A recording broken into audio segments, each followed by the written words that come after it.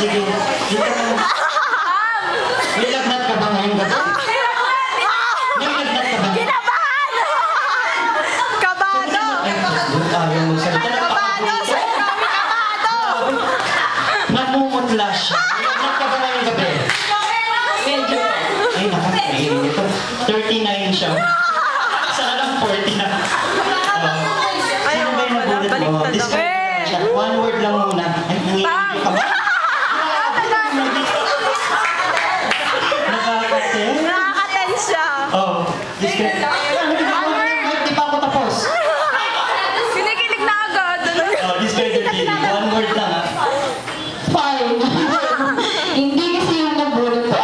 Actually, ibabalik ko talaga siya. Eh, kaya nang may ako kay Sobach. Siya kasi nagpalingan. Pero, well, yun. Ang nabulot ko, well, dating food employee natin na hire sa atin ulit.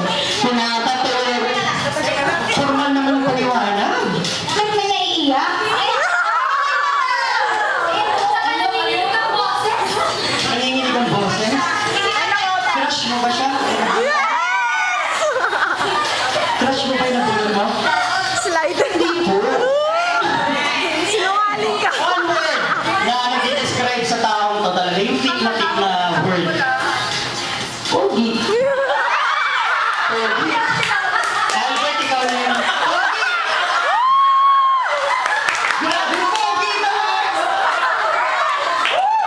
Teka, ikaw na yun. Sure ko yun, sure. Pogi daw. Any wild guess? Heidi. Ginigess pa ba yun? Pogi daw. Hector, dating field employee. Hector, check. Pogi, check.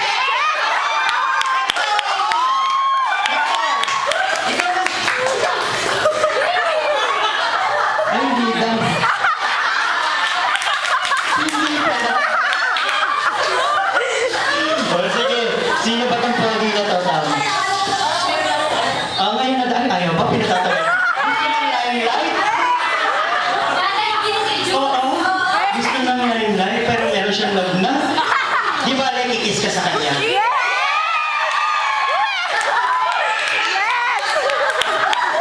Hindi, ikis pala yung guys sa kanya. Sino ito? O, sino ito?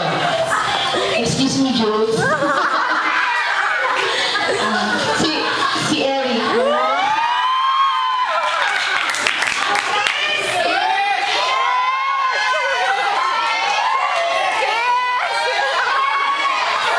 Si Eric, naka-jacket. Ang corny mo naman.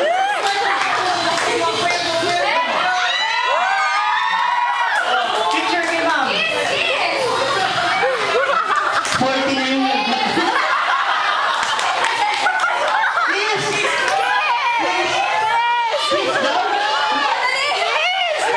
Teka lang, punasan natin. 40 na, wala mali siya yan. Wala naman. Oh, yan. Please. Please.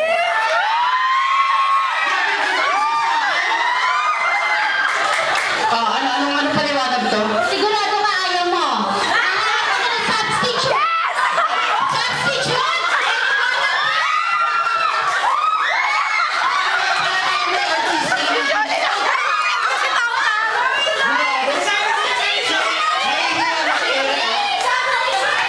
Substitute yung boss. Kaya mo ba talaga? Bakit naman? Ito na pa ba? Grabe, magaling lang sa ospital. Sayang ang pagkakataon. Picture lang, picture.